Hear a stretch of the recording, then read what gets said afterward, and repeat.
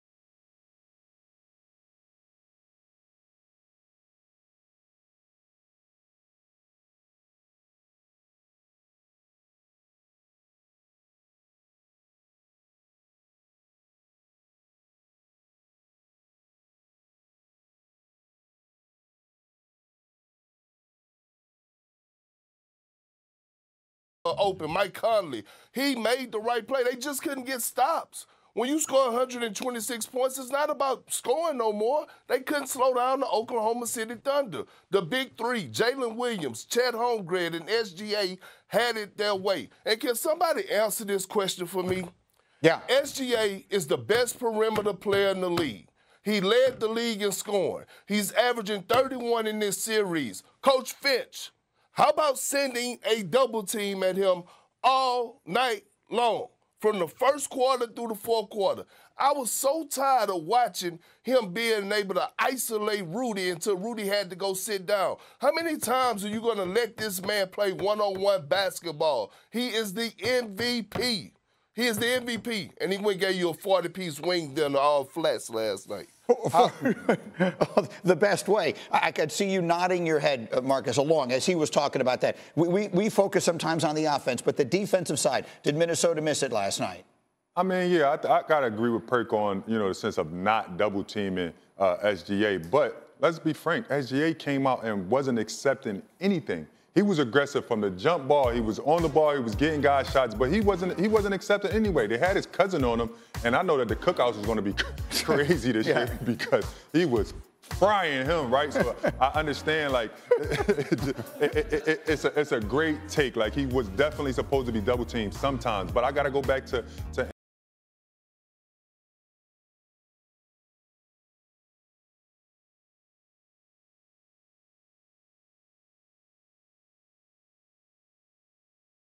frying him, right? So I understand, like, it's a great take. Like, he was definitely supposed to be double teamed sometimes. But I got to go back to Ant-Man. Like, I understand they did a great job. They forced him to make passes. That's what they want. At some point, though, you have to have a rhythm. And that's what the part I'm talking about. You cannot take 2 shots in the first half. Your rhythm for the rest of the game is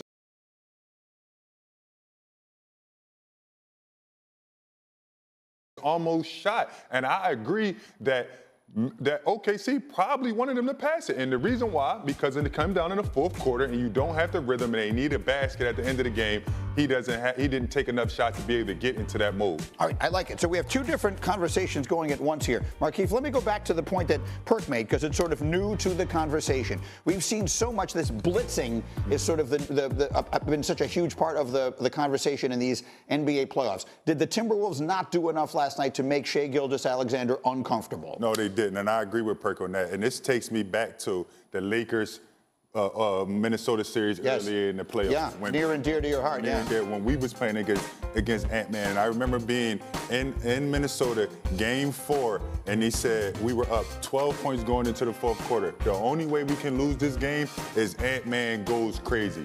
And we allowed them to by not sending doubles. And it's the same thing that happened in this game. SGA, I think he had 14 in the fourth quarter. Him, Chet, and Jalen Williams scored 90% of their points in the fourth quarter. I'm not letting SGA go against Gobert on my team and play Gobert off the court. It's the same as when Luka was going against Gobert and he played him off the court. That's unacceptable. Let me hear from Windy on all this. Windman, go. Well, it is interesting. In the last game that these teams played in the regular season, Chris Finch had his team make a 20-point comeback playing a triangle and 2. I came on the show last week talking about wondering if we would see the triangle in 2. What they basically did was they trapped Shai, forced the ball out of his hands. The Thunder were not ready for it, and it led to a huge comeback. Now, it's not something you play all the time, but it's not something that the Wolves have gone to. In fact, when they've played zone in this series, Shai has pretty much torn him up because he's been able to get to that mid-range. But I really think that the Thunder's defense the Wolves' defense was technically good enough yesterday, but they just allowed 19 offensive rebounds. They got enough stops to win the game, but they couldn't complete the play. They couldn't get the rebound.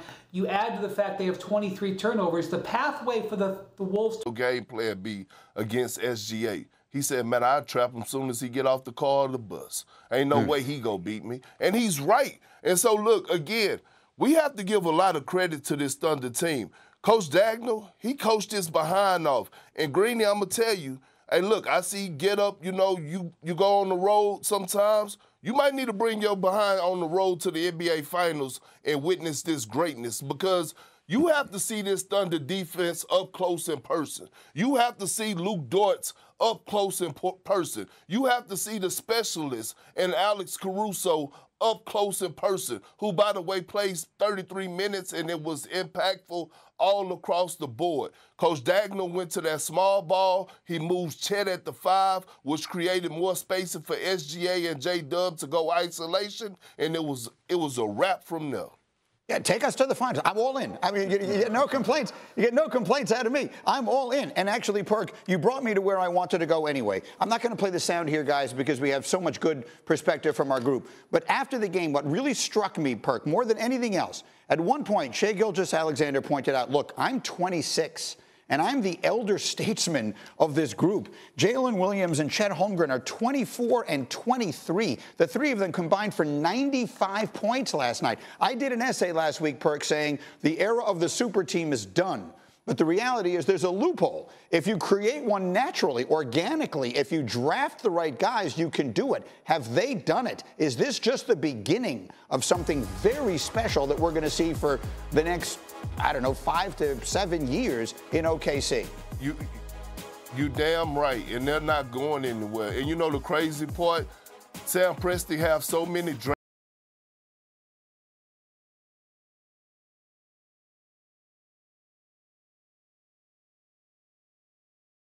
draft picks. But here's the thing, right? You look at their bench. You look at a guy like